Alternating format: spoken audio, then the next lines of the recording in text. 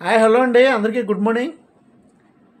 ఈరోజు మన టాపిక్ 2039 ఆంధ్రప్రదేశ్ ముఖ్యమంత్రి నారా బ్రహ్మణి గారు అవుతారని నేను ఊహిస్తున్నానండి. ఈ డేట్ చాలా ఓవర్గా ఊహిస్తున్నాడు, చాలా ఓవర్గా థింక్ చేస్తున్నాడు అని మీరు అనుకోవచ్చు. నా అభిప్రాయం, అసలు ఈ అభిప్రాయానికి ఎందుకు వచ్చాను అంటే, నేను మార్నింగ్ జగన్మోహన్ రెడ్డి గారి ప్రెస్ మీట్ చూశాను.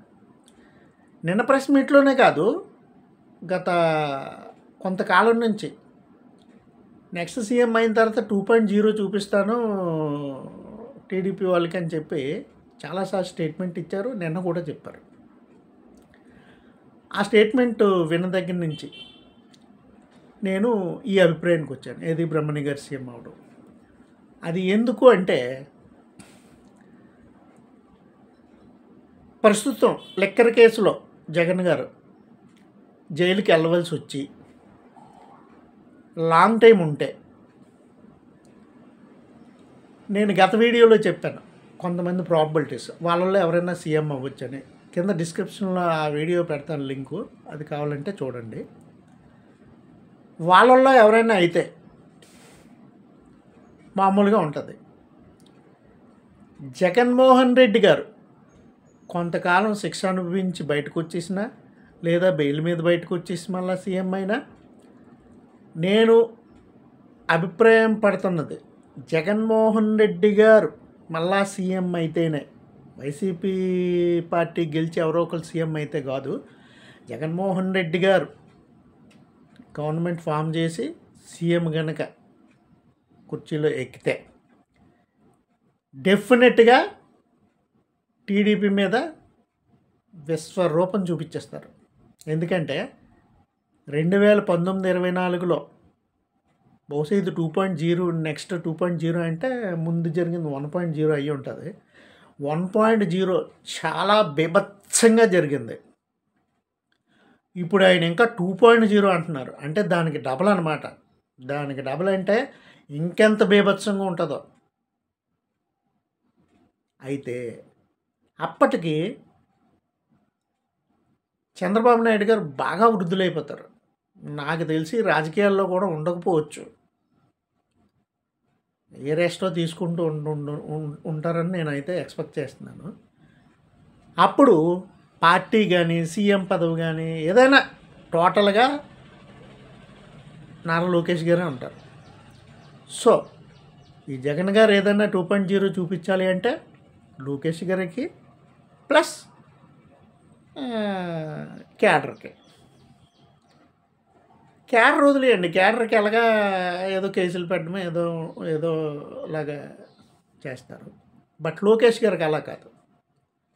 మొన్న చంద్రబాబు నాయుడు గారిని స్కిల్ డెవలప్మెంట్ కేసులో అరెస్ట్ చేసి కేసు చేశారు. కేసు పెట్టినప్పుడు కొన్ని లూప్ హోల్స్ వదిలేసి ఈయన బయటకు వచ్చేలాగా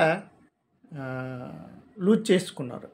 బట్ నా ఎక్స్పెక్టేషన్ నారా లోకేష్ గారి మీద ఎటువంటి లూజు, ఎటువంటి లూప్ హోల్స్ లేకుండా చాలా పకడ్బందీగా కేసులు పెడతారు.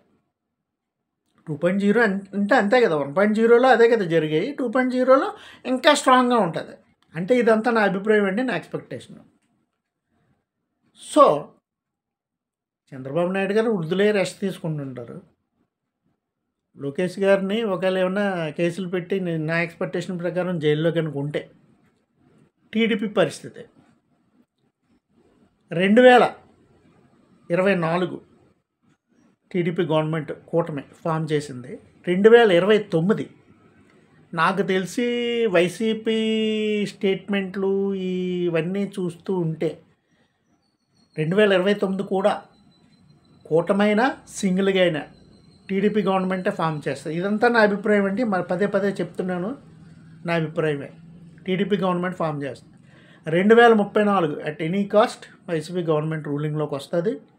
అప్పటికి జగన్ గారు సీఎం కనుక అయితే 2034 బీభత్సంగా చేసి మొత్తానికి లోకేష్ గారిని బయట ఉండకుండా జైల్లో పెట్టిస్తారు. అప్పుడు 2039కి టీడీపీకి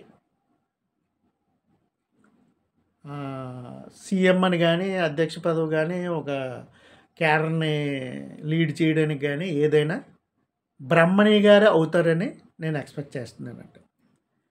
బ్రహ్మణి గారే ఎందుకు అవుతారు అంటే ఆవిడ నారావారి కోడలు ప్లస్ స్వర్గీయ నందమూరి తారక రామారావు గారి మనవరాలు ప్లస్ అత్యంత స్టార్ ఇమేజ్ ఉన్న సినిమా హీరో బాలయ్య బాబు కూతురు. అయితే ఈ మూడు ఉంటే సీఎంలు అయిపోతారా, రాజకీయ పార్టీ అధ్యక్షులు అయిపోతారా అనొచ్చు. అయ్యే కాదండి. నారా బ్రహ్మణి గారు మంచి కమ్యూనికేషన్ స్కిల్స్ ఉన్నాయి, మంచి వాగ్దాటి ఉంది, చక్కటి ఇంగ్లీష్ మాట్లాడగలరు, అడ్మినిస్ట్రేషన్షిప్ ఉంది, లీడర్షిప్ ఉంది. ఇంతకన్నా ఇంకేం కావాలి? సో వీటన్నింటిని బట్టి ఆలోచిస్తే ఇవన్నీ ఉన్నాయి కాబట్టి ఆవిడే సీఎం క్యాండిడేటు 2039లో అవుతారు. టీడీపీ గవర్నమెంట్లోకి వస్తే ఆవిడే సీఎం అవుతారు. ఆవిడ సీఎం అయిన తర్వాత మళ్ళా నారా లోకేష్ గారు బయటకు వస్తారు, మళ్ళా చక్రం తిప్పుతారు. ఇది ఈ కారణాల వల్ల నేను ఈ అభిప్రాయానికి వచ్చాను. నేను ఓవర్గా ఆలోచిస్తున్నాను అంటే నేనేం చేయలేను. నా అభిప్రాయం ఇది ఎలా జరుగుతుందని నేను చెప్పట్లేదు. ఇది ఓన్లీ నా ఒపీనియన్.